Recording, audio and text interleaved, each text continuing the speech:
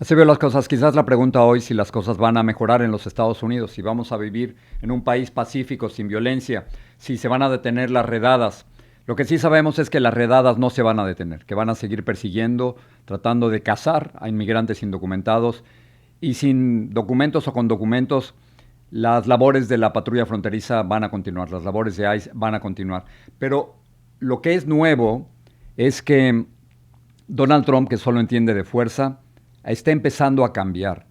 Hay algunos cambios que vamos a analizar aquí en el programa que sugieren que las imágenes que tú y yo hemos estado viendo durante los últimos días han tenido un efecto en el presidente y que piensan que matar a ciudadanos de los Estados Unidos no solo es una terrible imagen de relaciones públicas, sino que va en contra de cualquier idea de humanismo y de un gobierno que quiere ser generoso. Así que vamos a hablar sobre eso. Alfonso Aguilar, un estratega republicano, va a tratar de ponernos en perspectiva lo que está ocurriendo un poquito más adelante. Pero vamos a comenzar con... Hay muchas imágenes, pero quiero comenzar con una en cámara lenta que explica cómo las cosas han empezado a cambiar aquí en los Estados Unidos. No estoy seguro que la violencia se vaya a detener en Minneapolis, no estoy seguro que las confrontaciones entre agentes de ICE y la policía o entre agentes de ICE y activistas y manifestantes se vayan a detener, pero algo está cambiando. Creo que no solo la muerte de Renee Good nos impactó muchísimo, sino que la muerte de Alex Pretty también ha empezado a cambiar las cosas. Y aún gente que está a favor del presidente Donald Trump y gente que está a favor de las redadas migratorias creen que esto nunca debió haber ocurrido. ¿Por qué matar, o algunos dirían, por qué asesinar a dos ciudadanos de los Estados Unidos? ¿Era realmente todo esto necesario? ¿Y, y cuál es el objetivo de atacar a ciudadanos de los Estados Unidos cuando en realidad quieres perseguir a inmigrantes indocumentados? Así que primero la imagen, una de muchas, pero la imagen que me parece que está cambiando las cosas. Vamos a verlo, es una imagen en cámara lenta donde claramente se ve, ahí ven en el centro a ese agente sacando la pistola y apuntándosela y luego disparando en contra de Alex Pretty. Y luego otros agentes sacando pistolas como este. Y luego este otro más.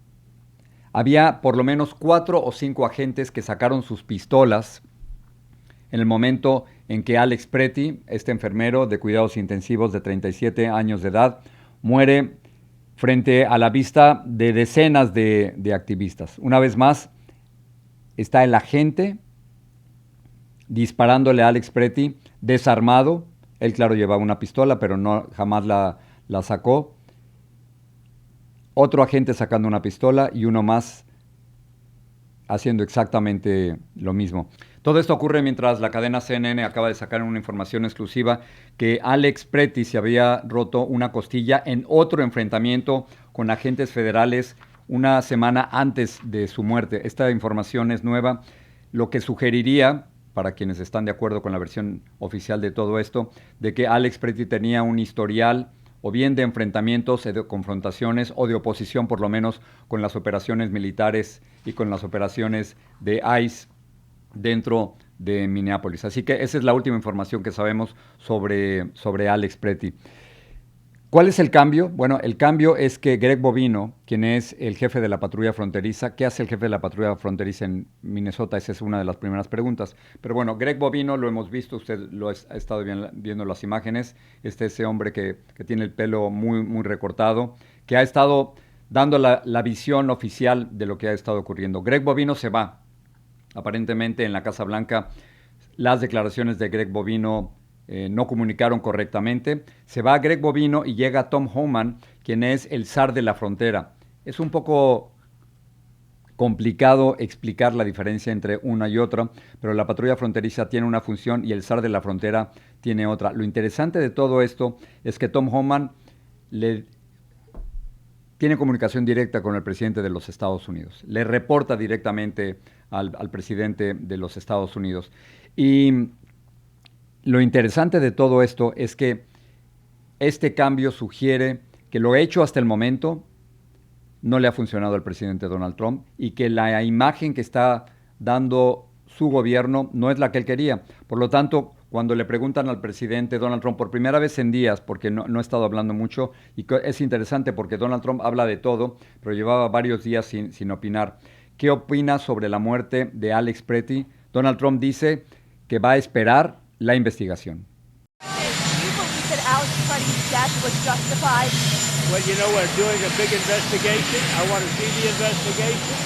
I'm going to be watching over it. I want a very honorable and honest investigation. I have to see it myself. Qué distinto, ¿no? Porque lo que está diciendo el presidente Donald Trump es totalmente distinto a lo que otros funcionarios han dicho. Greg Bovino había dicho que Alex Pretty tenía la intención de masacrar agentes. Es muy distinto a lo que está diciendo el presidente. Stephen Miller, uno de los principales asesores de Donald Trump, había dicho que Alex Pretty era un asesino, así lo describió. Kristi Noem había dicho que Alex Pretty era un terrorista doméstico.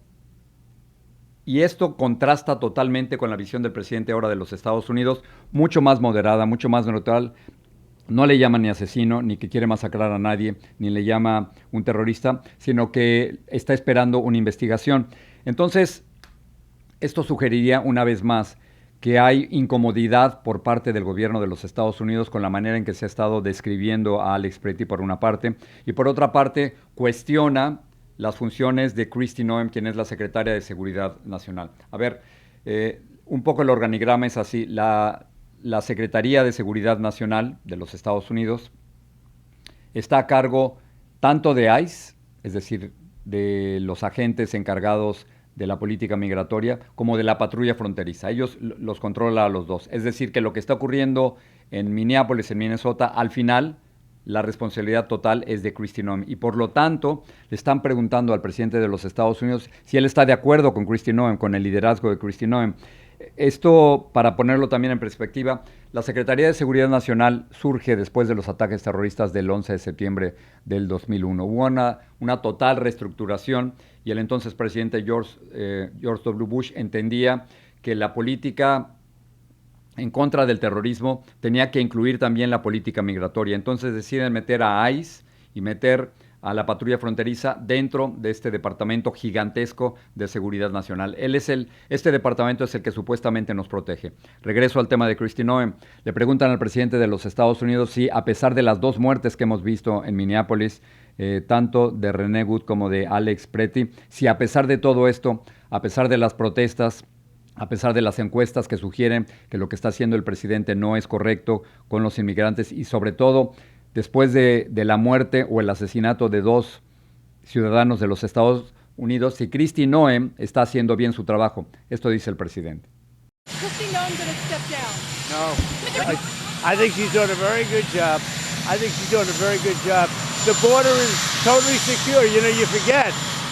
We had a border that I inherited where millions of people were coming through. Now we have a border where no one is coming through. La respuesta es muy interesante, les voy a decir por qué. Le preguntan al presidente si Kristi Noem debe renunciar a su puesto. De nuevo, Kristi Noem es responsable de la seguridad en los Estados Unidos.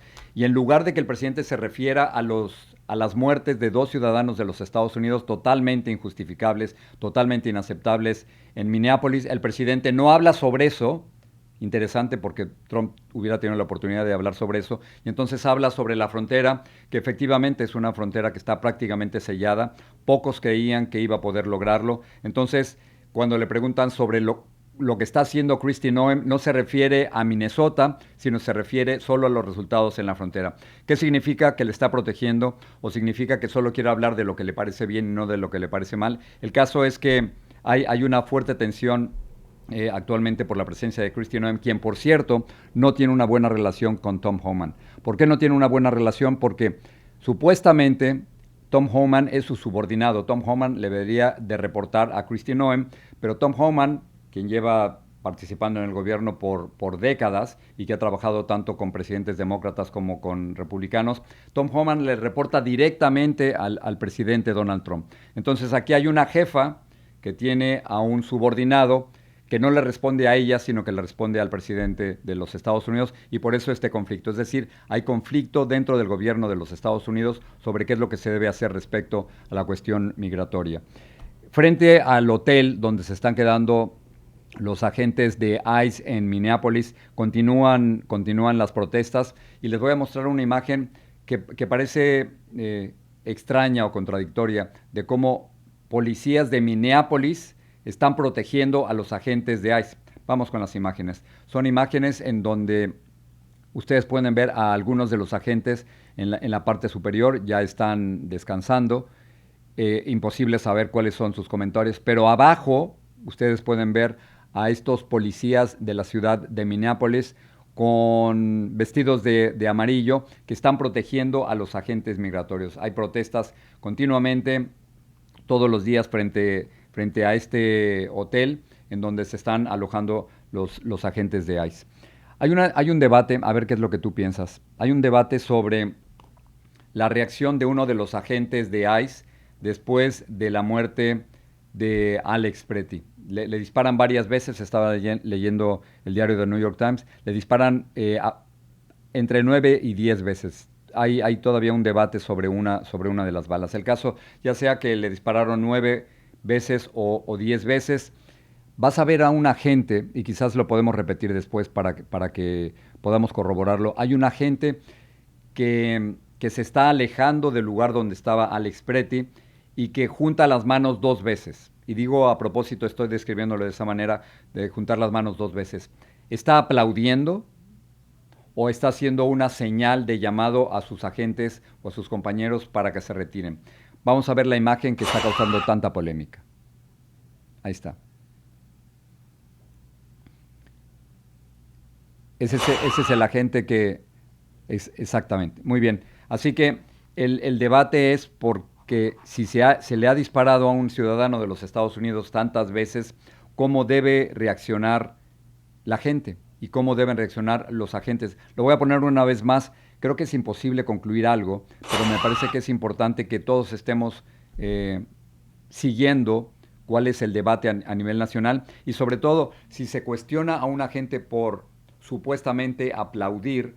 Esto sin la menor duda está hablando de una opinión pública que se está volteando en contra de las labores de los agentes migratorios en la ciudad de Minneapolis. El sentir en los Estados Unidos es que matar a ciudadanos de los Estados Unidos es totalmente injustificable, no debe ocurrir en una democracia.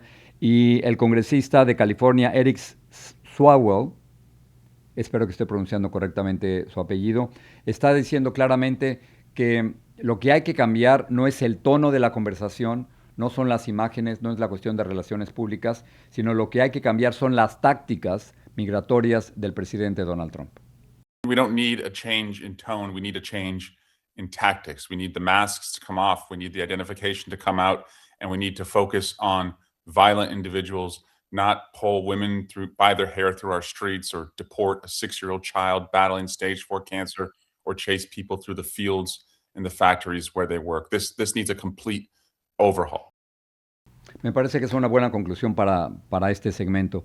Es decir, no se trata solo de cambiar la forma en que se hacen las cosas, sino que se trata de cambiar cosas de muchísima más profundidad. Que si alguien te va a detener, que se identifique, que si te van a detener, que tengas la oportunidad de ver a un abogado, que si te van a detener haya una orden de aprehensión, que haya razones para que esto ocurra. No se trata de que agentes encapuchados te detengan y no sepas exactamente qué es lo que hacer. El debate, por supuesto, continúa. Hay cambios. Ya con Tom Homan en Minneapolis, quizás una de esas pequeñas señales de esperanza es que se ha reunido con el gobernador de Minnesota, Tom Walz, y que por lo menos están en conversaciones, están en diálogo, y si las dos partes en conflicto están en diálogo, eso me parece que es muy positivo.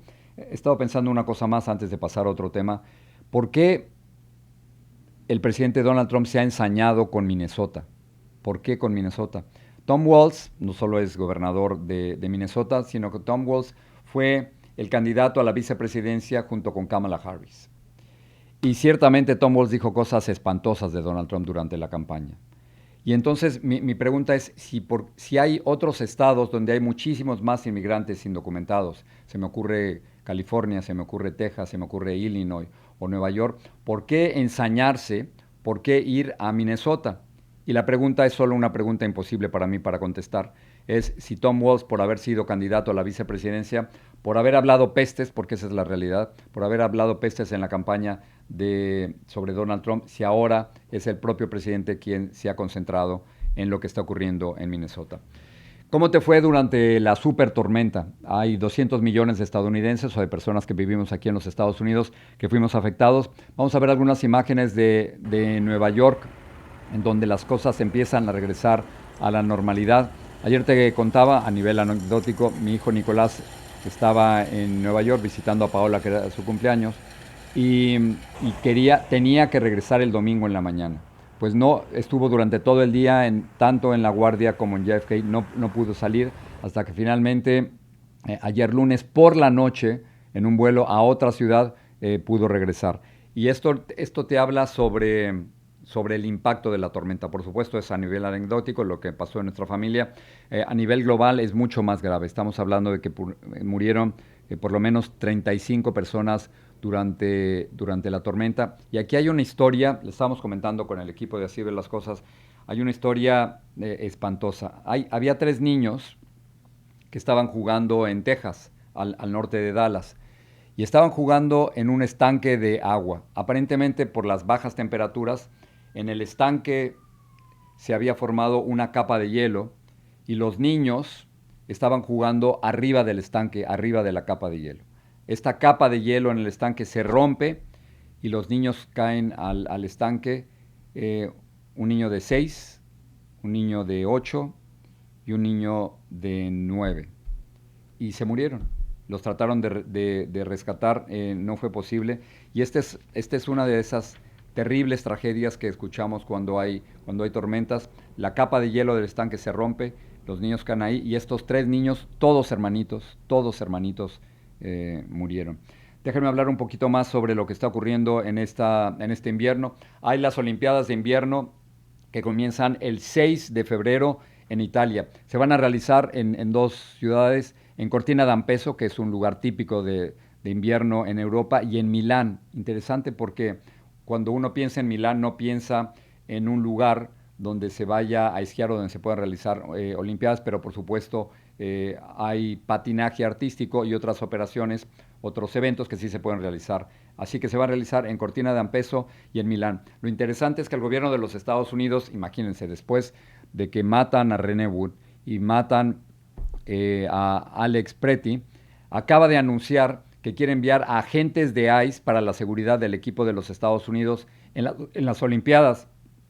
Inmediatamente, políticos de oposición en Italia han salido a hablar directamente con la primera ministra, a decirle, por favor, no permita que agentes de ICE vayan a las Olimpiadas. Así que hay una confrontación entre el gobierno de los Estados Unidos y el gobierno italiano sobre si permitir o no que agentes de ICE, ¿qué van a hacer? No podían haber enviado a otro tipo de seguridad, no, quieren enviar a agentes de ICE que tienen una terrible imagen en el exterior actualmente por lo ocurrido en los Estados Unidos y por lo que está ocurriendo en Minneapolis. Los quieren enviar a cubrir al equipo y a proteger al equipo norteamericano en las Olimpiadas de Italia. Termino con Venezuela. Ayer estábamos escuchando las declaraciones como de bravucones de Delcy Rodríguez y de Diosdado Cabello sobre lo que está ocurriendo en Venezuela. Todos sabemos que Delcy Rodríguez y Diosdado Cabello y Vladimir Padrino y Jorge Rodríguez, todos, esta cúpula de la dictadura en Venezuela, dependen del gobierno de los Estados Unidos. Venezuela actualmente es un protectorado.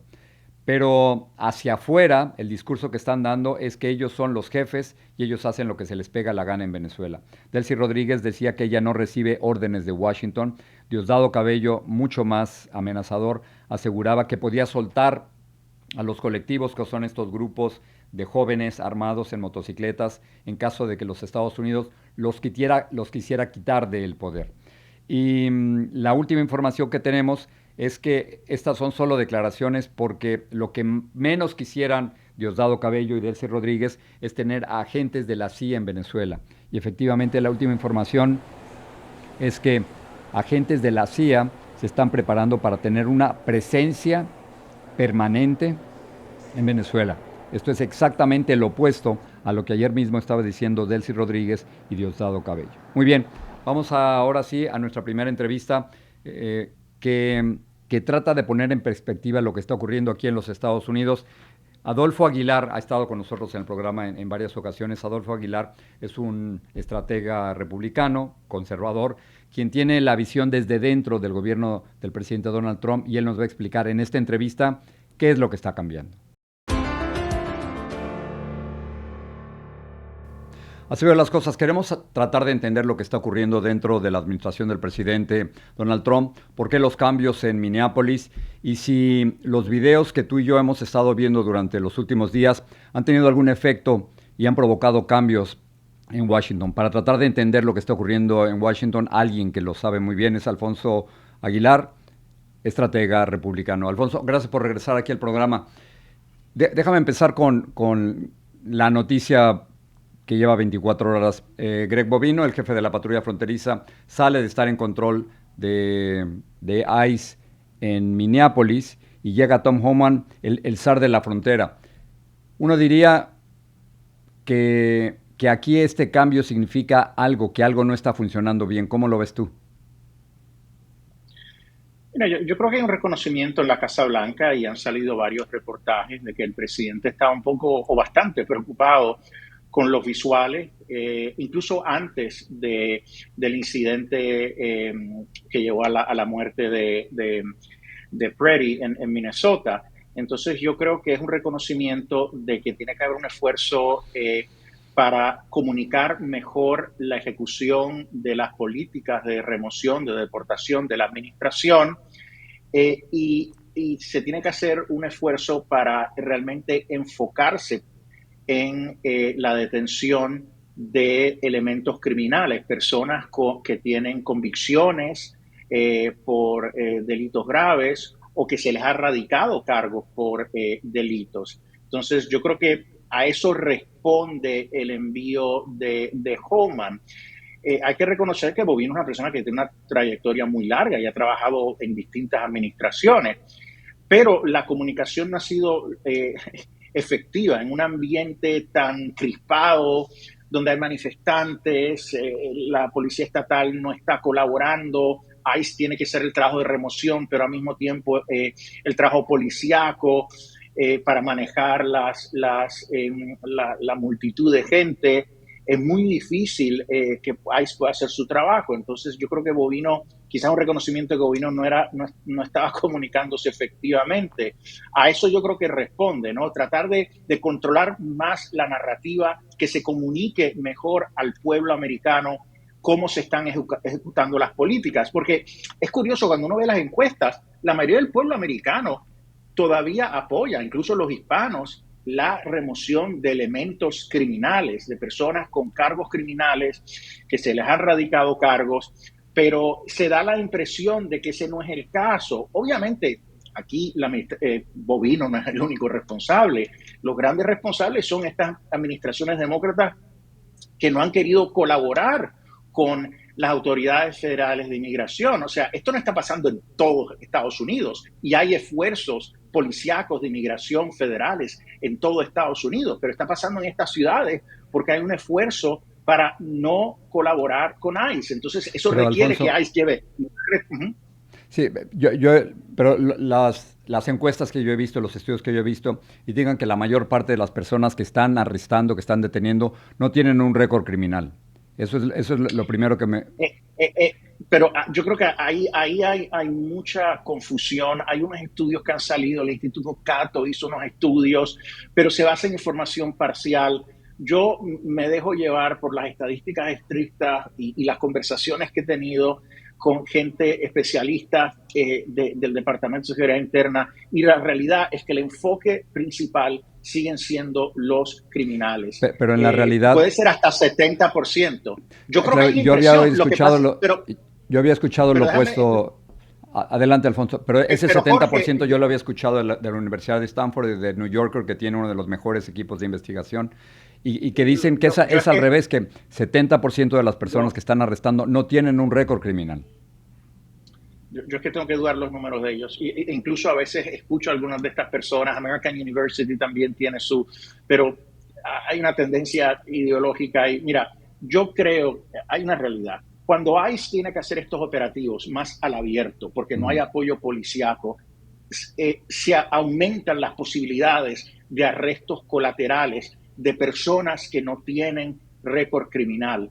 Y esos son muchos los visuales que estamos viendo. Entonces se crea esta narrativa, muchas veces politizada, de que aquí se está deteniendo a la gente arbitrariamente. Yo creo que eso no es lo que está sucediendo y yo creo que es importante que entre una persona como Homan, que desde el principio ha dicho claramente, vamos detrás de los criminales, pero obviamente cuando se hace un operativo tan grande que no hay apoyo policíaco, se exponen personas que no tienen antecedentes penales.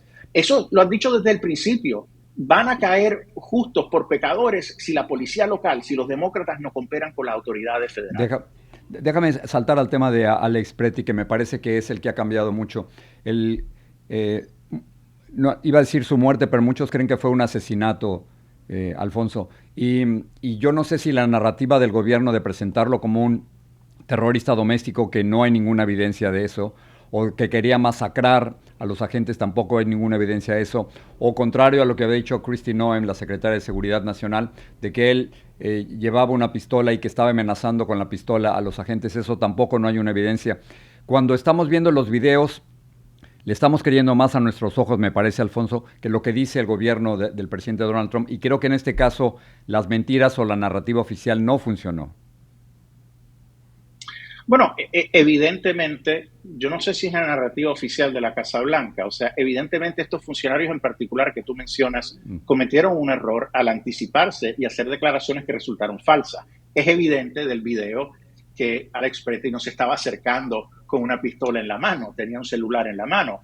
Entonces, fíjate que ayer la portavoz de la Casa Blanca, Karen Levitt, aclaraba que ella hablaba por el presidente y el presidente quiere esperar la investigación, el presidente distanciando a Trump de las declaraciones que estos funcionarios hicieron. Y tiene razón, pero, porque casi no ha hablado en público el presidente sobre eso, tiene razón. Correcto, entonces yo creo que se tiene que dar la investigación, ¿verdad? Indudablemente aquí es muy posible, solo vemos el video, no podemos juzgar todo solamente del video, pero de que se haya cometido un error. Asesinatos son palabras grandes porque tiene que haber intención, etcétera. Yo no sé qué es lo que está pasando, por eso quiero esperar la investigación.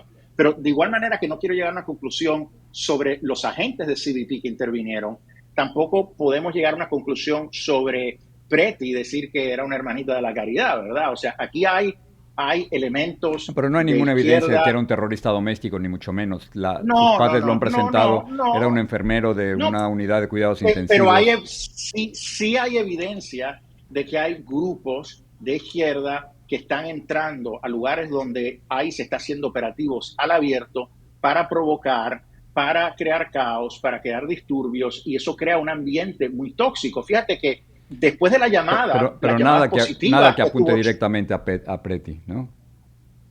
Bueno, sí, que él era parte, claro que sí. Yo no estoy diciendo que estaba agitando violentamente, pero si ellos estaban, por eso tiene que concluir la investigación, si ellos estaban en medio de un operativo, tú no puedes acercarte demasiado de una manera para agitar cerca de un oficial de la policía. Yo no vi eso, Alfonso. Yo vi a alguien que se estaba yendo, habían tirado a una mujer, la habían empujado, él se había acercado a la mujer y luego lo jalan a él por lo menos 4 o 5 agentes. Pero no sabemos, lo que no sabemos es si había un perímetro. No sabemos si ellos estaban dentro de un perímetro donde no tenían que haber estado, ¿entiendes? Por eso tiene que haber una investigación. Yo no dudo. Mira, aquí todo el mundo tiene el derecho a la libertad de expresión, obviamente, y él lo tiene también.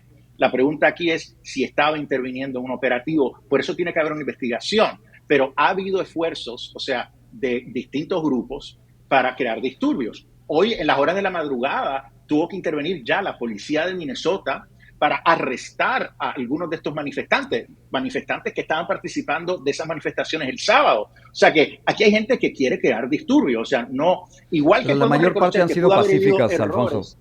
La mayor parte de las manifestaciones que he visto han sido pacíficas. Es gente que se opone a las prácticas, para muchos de ellos brutales, por parte de ICE.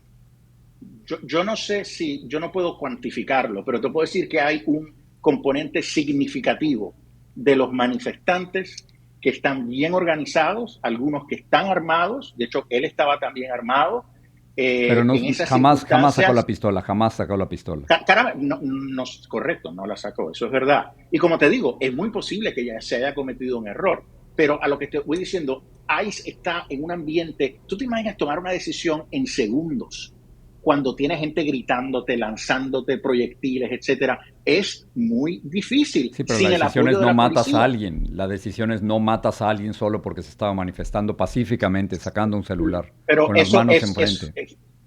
estoy de acuerdo, pero es fácil nosotros ahora, que ya ha Lo sucedido, que entiendo, hay una tenemos los distancia, claro. videos, es fácil decir, pero no somos policías tampoco, yo no sé cuál es el protocolo exacto. Por eso, pero es posible que así hayan cometido un error. Fue un número de balas, 10 balas, algo así, eso llama la atención, ¿verdad? O sea que indudablemente es posible que hayan incluso cometido un delito. Pero lo que quiero decir es que una situación muy crispada aquí y yo creo que hay que matizarlo un poquito para entender lo que está sucediendo. Yo lo que espero, y yo creo que parte del gobierno, de lo que estoy viendo, de las declaraciones de Trump, de los movimientos, es que creo que va a haber un esfuerzo para comunicar más efectivamente la política, de manera que el pueblo americano pueda entender realmente lo que se está haciendo y evitar estos incidentes. Nadie quiere ciudadanos americanos muertos en calles de ciudades americanas. Déjame preguntarte sobre Tom Homan. El hecho de que salga Greg Bovino y entre Tom Homan para muchos es casi lo mismo, aunque por supuesto tú los conoces y son políticos totalmente distintos. Me pregunto si Tom Homan, después de las acusaciones nunca corroboradas de que él había recibido un paquete con $50,000, fue puesto a un lado y ahora lo traen, y si eso precisamente va a evitar que sea un buen comunicador. Porque yo estoy esperando una de sus primeras declaraciones, Alfonso, que van a llegar los reporteros y le van a preguntar, claro, de lo que ocurre en Minnesota, pero le van a preguntar sobre ese supuesto paquete de $50,000 que él dice no haber recibido. No sé si eso lo va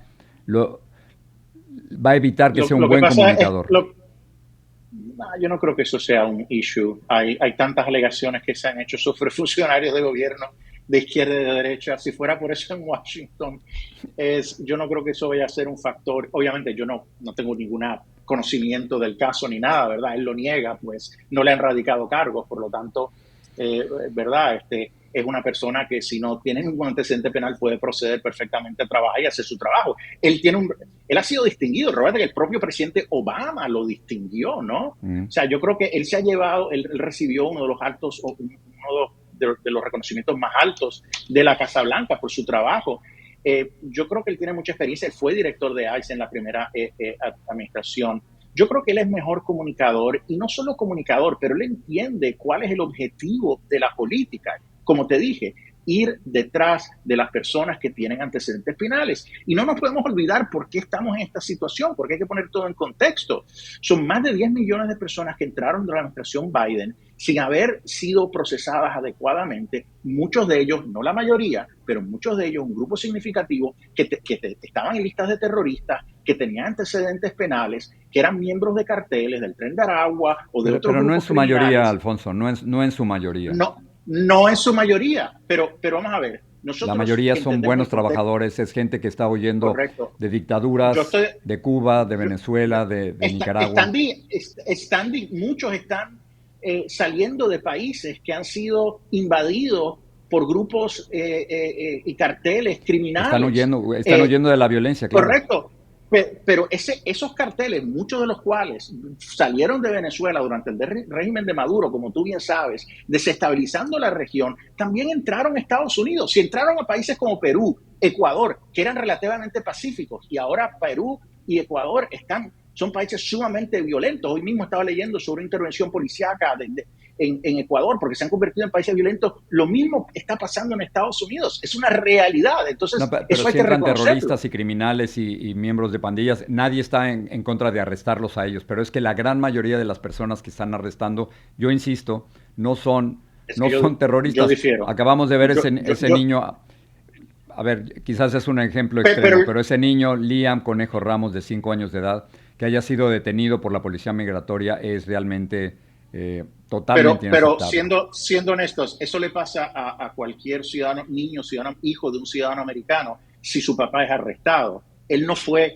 detenido, él no era el objetivo del operativo. O sea, yo creo que esa final foto lo se ha agarraron, sacado fuera de Alfonso. contexto. Al final está ahorita en un centro de detención en Texas, ¿no? Ese niño de 5 años debe estar aterrado, imagínate. Definitivamente, por eso si sus padres son criminales, pues yo creo que eso es el tipo de cosas que suceden. No, pero no lo son, no lo Tristemente. son. Ellos habían solicitado una cita con CBP One, son de Ecuador, habían tratado de hacer su trámite legal, o sea, no son criminales. Estamos seguros que él yo no conozco el caso concreto, Ya, pero ok. yo no estoy seguro que él no tenía antecedentes penales, ¿verdad? Alfonso, déjame terminar con esto. ¿Cómo viene el 2026? ¿Tú crees que esta campaña de redadas y de tratar de realizar, como lo prometió el presidente Trump, eso es cierto, él lo prometió, la mayor campaña de redadas o de deportaciones en la historia de los Estados Unidos, el 2026 viene así? ¿Nada lo va a parar? ¿Para los inmigrantes lo peor aún está por venir? No, no, no, no. Yo creo que la comunicación va a mejorar y yo creo que vamos a ver un cambio en la perspectiva, la percepción del pueblo americano, incluso de los hispanos, sobre las remociones. Recuérdate que Trump ganó el voto hispano, 48% ganó Pero el ahora lo está voto de los perdiendo, hombres. ahora lo está perdiendo. Tú has visto las De mismas acuerdo, encuestas que yo. Muchos de los que votaron yo por él estoy, están arrepentidos, se sienten traicionados por Trump. pero ¿por qué? Porque la percepción es que No por están exagerando. las redadas, Alfonso, No, lo que pero ha hecho con los inmigrantes, lo que ha hecho, pero no es están en arrestando contra de inmigrantes las, por la forma en que se ven y su acento. pero no, pero es que eso no es, es exageración. Los hispanos apoyan la remoción, la deportación de elementos criminales. Esa es la realidad. Y Eso están sí, si son frustrados criminales, sí. con las políticas de Biden de inundar al país con muchos criminales. No eran la mayoría, pero eran lo suficientes para crear grandes problemas. Entonces, en la medida que la administración se comunique mejor, y otros factores también económicos, etcétera, los republicanos podrán ser mucho más competitivos en las elecciones de mitad de término. Pero sí reconozco que tiene que haber ajustes en el esfuerzo comunicativo. Sí, porque yo creo que con los hispanos lo que habían ganado en las pasadas elecciones lo han ido perdiendo con lo que estamos viendo tú y yo, con lo que muchos de ellos están viendo. Así que el 26 viene duro. Viene duro, pero también viene una economía que el secretario del Tesoro anticipa que en primavera va a haber un boom económico, ingresos aumentando, personales, y los precios que han estado bajando mucho más, de manera que el pueblo lo perciba. Cuando vaya al supermercado, la gasolina está bajando, las tarifas hipotecarias. Si el pueblo empieza a ver un milagro económico, los números van a cambiar y la dinámica va a cambiar. Pero para el hispano estoy de acuerdo que no es solo la economía, es también el tema migratorio. Claro. Alfonso, gracias, un placer como siempre conversar contigo. Y además, hombre, siempre reconocemos que no nos ponemos de acuerdo, pero creo que lo valioso de esto es que podemos tener una conversación totalmente cordial y seguir de amigos. Así que, Alfonso, muchas gracias. Estoy de acuerdo. Muchas gracias a ti. Gracias. Muy bien, y ahora vamos a leer sus comentarios. Todos los días recibimos decenas y decenas de sus comentarios. Escogemos solo algunos que creemos son los más representativos. Juan de León dice lo siguiente: vimos en vivo y directo 2 asesinatos. Imaginen toda esa gente que capturan y deportan para cualquier lado, que está desaparecida y no hay información de dónde están. Aquí es interesante, en el programa hemos insistido en llamarle muertes a las de René Good y a las de Alex Pretty, porque cuando hablamos de asesinatos, y nos lo decía en nuestro entrevistado recientemente, cuando hablas de asesinato, hablas de intención, que había la intención de matar a alguien, y hasta el momento no se ha podido demostrar que hubo una intención previa de asesinar a uno de los activistas, en este caso de Alex Pretty. El siguiente comentario dice lo siguiente: da rabia e impotencia ver esto, pero lo que más rabia me da es que todavía hay gente que se atreve a negar lo que sus ojos ven. Efectivamente, ayer en el programa, una de las maneras en que estamos tratando de definir el programa era: confía en tus ojos, confía en lo que ves, no confíes en lo que dicen los políticos, no confíes en las versiones oficiales, no confíes en gente que está tratando de mentirte o de manipularte. Confía en ti, confía en lo que ves, corrobóralo, sea un poquito periodista. Y eso es precisamente lo que refleja este comentario. Terminamos con otro comentario que dice lo siguiente: parece mentira que asesinos desalmados y un delincuente condenado con ínfulas de tirano estén dirigiendo y acabando con la economía del país. Son sus comentarios. Gracias por vernos. Gracias por estar ahí. Gracias por estos comentarios, gracias por acompañarnos, porque como siempre lo digo, gracias a ti nosotros estamos aquí. Y si te quieres suscribir, nos ayuda muchísimo para seguir aumentando nuestra cuota de suscriptores. Puedes entrar en YouTube, pones Jorge Ramos, yo así veo las cosas y ahí nos encuentras. Gracias por confiar en nosotros y gracias por confiar en nuestro periodismo.